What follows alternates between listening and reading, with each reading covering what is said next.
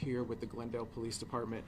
What we are here to talk to you guys about is an organized theft ring that took place not only here in Glendale but across the valley. Nearly 4 dozen cases were committed by these suspects, and what makes it even more interesting is the average age of the suspects is 15 years old. So we will be releasing some information following this press conference. With that, I'm going to bring up Officer Moroni Mendez, who will go over the details and answer any questions.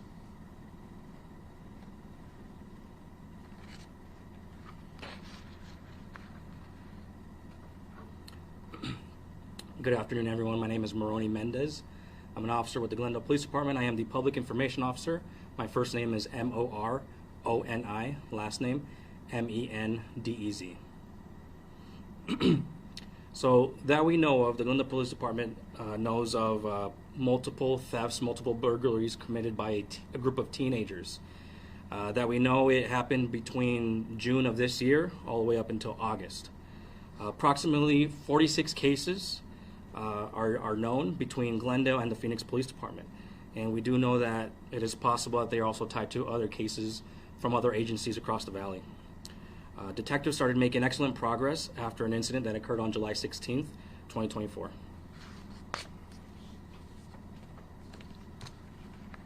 So on July 16th at about 2:30 a.m. in the area of 59th Avenue and Deer Valley Road, a group of teenagers arrived in the neighborhood in a silver BMW sedan. That we know there was 3 male suspects that were hooded, wearing gloves, and began walking around the neighborhood. They approached a home that had a vehicle in the driveway, forced entry into this vehicle by breaking the window, grabbing the garage door opener, and then using said garage door opener to enter the garage. Once they were in the garage, they began stealing multiple items belonging to the victims. This, of course, all happened while the victims were inside the home, sleeping.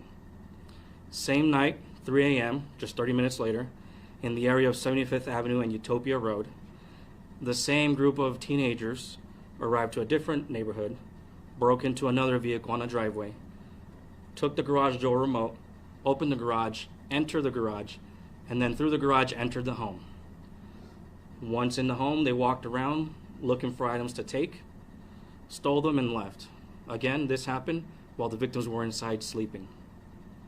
4 a.m., this happened in Phoenix, in the area of 7th Avenue and Bell Road. Same exact scenario. The same group of teenagers arrived to this neighborhood, broke into a vehicle on the driveway, took the garage remote, opened the garage, entered the home, and again took some items. All happening while the family was inside sleeping. Again, as I mentioned earlier, these suspects were driving a silver BMW sedan. It was later learned that it was reported stolen out of Phoenix. The Glendale Real-Time Crime Center was able to assist this investigation and was able to capture a license plate. Once this license plate was obtained, our detectives catapulted this investigation and began moving rather quickly. The stolen vehicle was located and many hours of surveillance commenced after this. Search warrants were authored and served at multiple locations, and it was after all this investigative work that multiple arrests were made. On August 14th, 2024, there was an arrest of 5 teenagers, 4 of which were tied to our Glendale cases. It's a 14-year-old male, a 15-year-old male, a 15-year-old female, and a 16-year-old male. That same day, moments later, Phoenix PD arrested a 15-year-old male tied to these crimes. All of these teenagers are facing a combination of the following charges: residential burglary, a felony; theft of means of transportation, felony; unlawful use of means of transportation, felony; misconduct involving weapons, felony; minors in possession of firearms, felony; possession of narcotic drugs, felony; driving with a suspended license, misdemeanor; and criminal speed, misdemeanor. These teens are also facing additional charges by the appropriate investigating agency. As I stated earlier, they are also believed to be tied to multiple other crimes in other jurisdictions. I want to take the time to note that this was a collaborative effort, not only within the Glendale Police Department, but with other agencies. This is an example of excellent police work. Our detective was able to call upon his resources and get all the units and squads available within the Glendale Police Department to make this investigation happen, to make these arrests happen.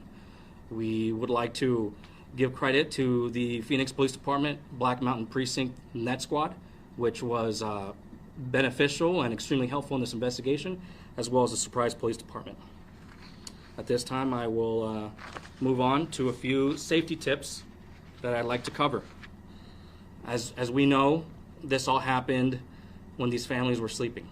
You know, families that are trusting that they're going to be safe in their own neighborhood, within the walls of their own home. So first and foremost, I'd like to bring up that some of these crimes happen because they're crimes of opportunity. And what I mean by that is that a criminal, a suspect, a person committing these acts is looking for something easy to do.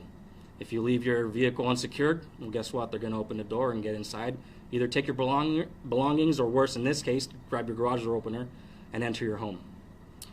So our advice to everyone is secure your vehicles. Not only that, but don't leave any valuables inside the vehicles that are open to be viewed by anyone walking by. Bring your garage door opener inside. This morning I was on Amazon researching possibilities on how to bring your garage door opener inside, and I saw that there are cases that can be attached to your keychain. Not only that, but garages also have a lockout feature. So when you're inside, you can lock out your garage, making the remote inoperable for the time you decide to do so. Garage doors are quite advanced now. They have apps that you can use your phone to lock them and close them. And then obviously lock your door leading from the garage into the home. Invest in video surveillance. In this case, we will be releasing some video that was obtained. One of the cameras was a Furbo camera, which is actually a pet camera. So think outside the box. You know, some of these cameras can assist in these investigations. Look into adequate lighting for your home. And lastly, develop a routine. Conduct checks to make sure all your doors and windows are locked. I can now open it up to any questions. What kind of items were they stealing? They were stealing multiple items. We know that firearms were stolen, as well as electronics like Xboxes and desktop gaming computers. Of what's known to you guys, did any of the families wake up and see these kids inside the homes? We know at one home a dog was actually able to scare off the suspects and scare them away. And I don't know if it's the same home or separate home, but we do have video of one of the victims actually running out, what I believe to be scared. I mean, I'd be scared in that situation as well. And she's seeking help and she's seeking assistance. How did you guys first learn of this? Were these victims calling 911? So it all really took off after the July 16th incident, where they were involved in multiple burglaries that same night. Once the families became aware, obviously they called police department and their corresponding agencies or jurisdictions. That's when our patrol officers, who did an excellent job, showed up. You know, were able to look at the video cameras from their homes and tie all this stuff together. And then obviously this investigation is then forwarded to detectives who have a lot more resources and training and skills to conduct these investigations. Were these kids involved with a gang or some other group, or is just the two them together doing this?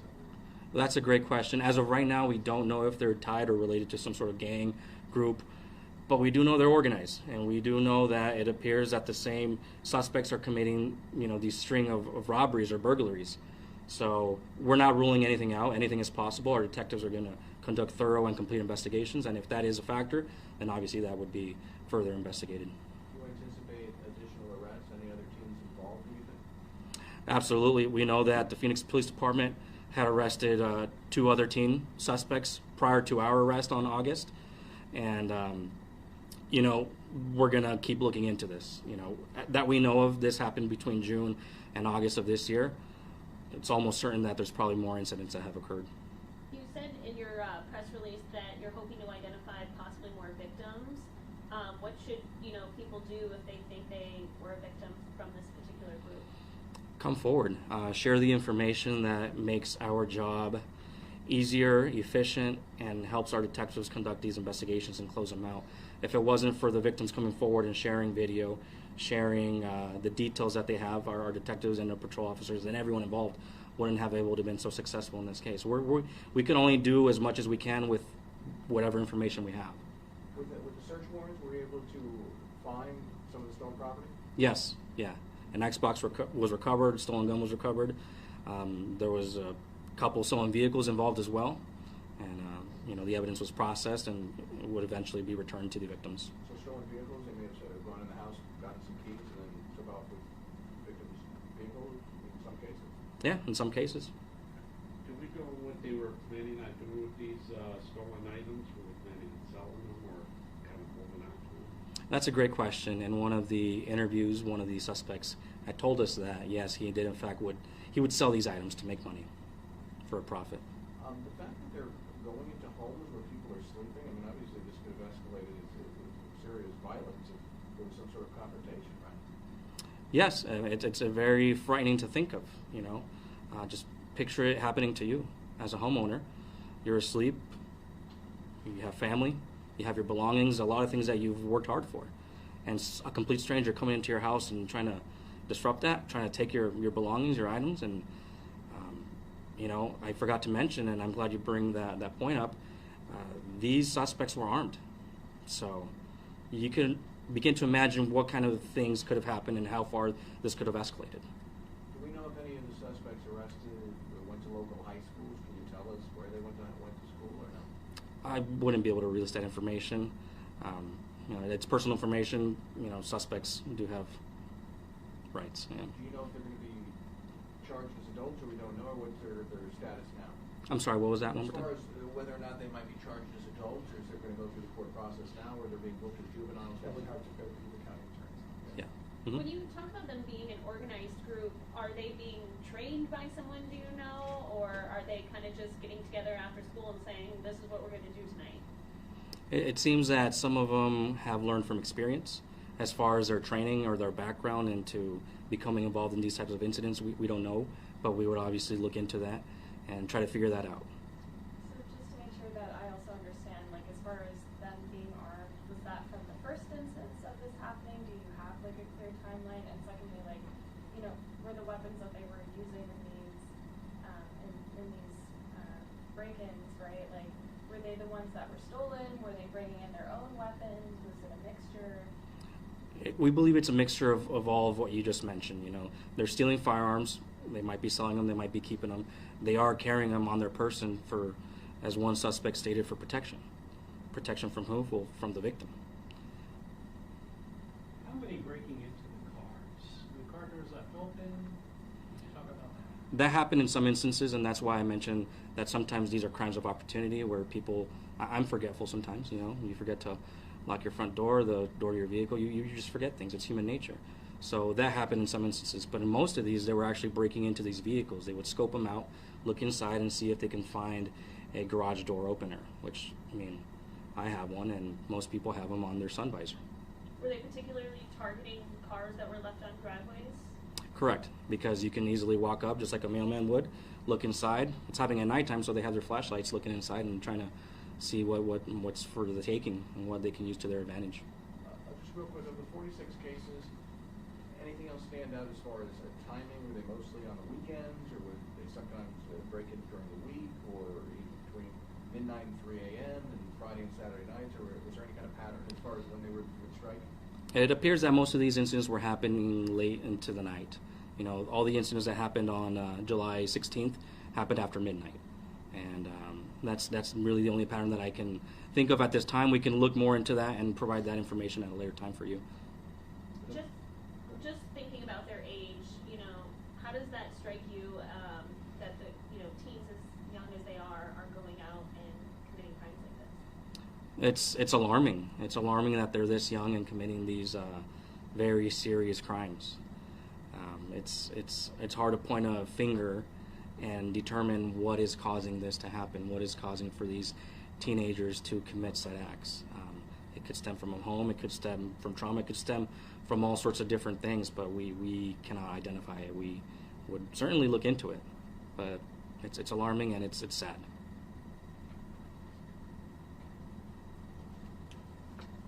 And as Officer Mendez mentioned, again, these were very brazen acts involving these individuals.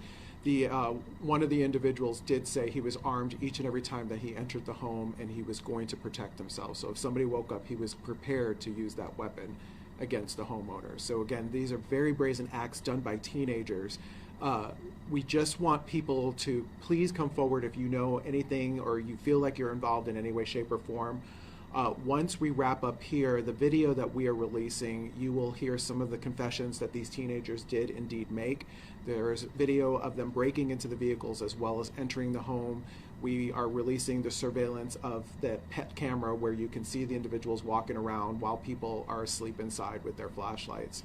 So again, we're thankful for the coverage that you guys are providing, and we're hopeful that we can get even more individuals off the street and potentially find some answers for some victims. Of the 46 cases, I guess a combination Glendale and Phoenix, or majority in Glendale, or a little both? It's really a little bit of both.